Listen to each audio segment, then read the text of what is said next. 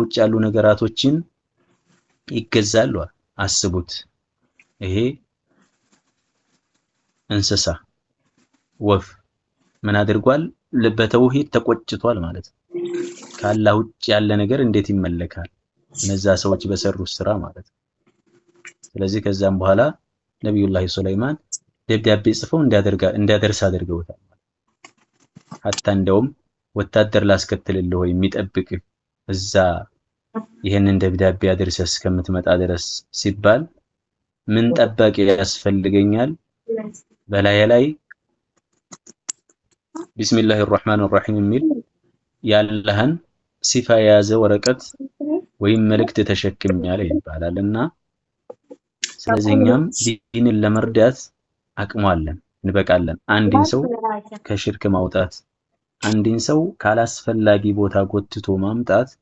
ትልቅ ዲንን መርዳት ነው ማለት ነው ነብዩ ሰለላሁ ዐለይሂ ወሰለም ለአሊ ኢብኑ አቢ ጣሊብ ባንተ ሰበብ አላህ አንድን ሰው ወደ ሂዳያ ቢያስገባልህ ቀያይ ግመሎችን አርደህ ከምትሰድቅ ይበልጥልሃል ብሎታል ያን ጊዜ ውድ የሚባሉ ንብረቶች ቀያይ ግመሎች ስለነበሩ እነሱን አርደህ ሰደቃ ከምታበላ ባንተ ሰበብ አላህ ሰበብ አድርጎ አንተን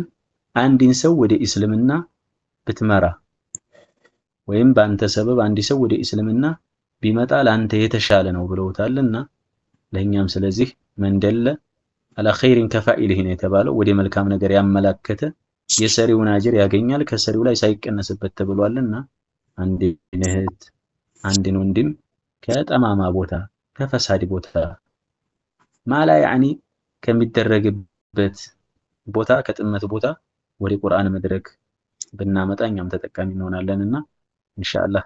ልንጠነክር ይገባል በርቱ አላህ ደግሞ ነገ የተሻለ ዲልን ይፈጥራል የነገን የሚያውቀው አላህ ነውና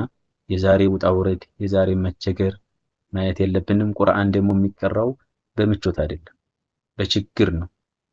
ስለዚህ አብዛኛውን ጊዜ ቁርአንን የሚያሐፍዙ አካላቶች በዕልም ጥግ የደረሱ አካላቶች ታሪካቸውን ብናይ በችግር ነው ያሳለፉት ማለት የተመቻቸለት አካል አይደለም ይሄን ዲል የሚጠቀመው ማለት እዚህ በመሸቃ ውስጥ ነው ነገር ግን በዚህ ነገር ላይ መሶበር ምናልባች ከሬት ሊመር ይችላል በጣም መራራ ሊሆን ይችላል ነገር ግን መጨረሻ ላይ ውጤቱ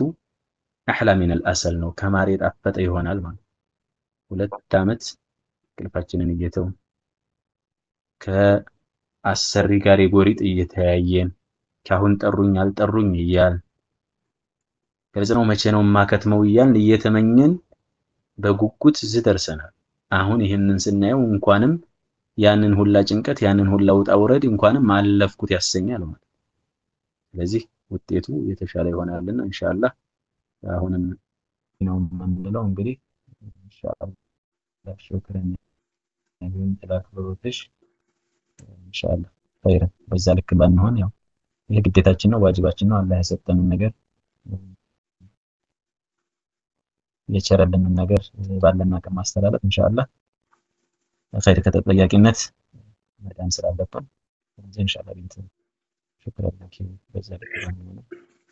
ኸይር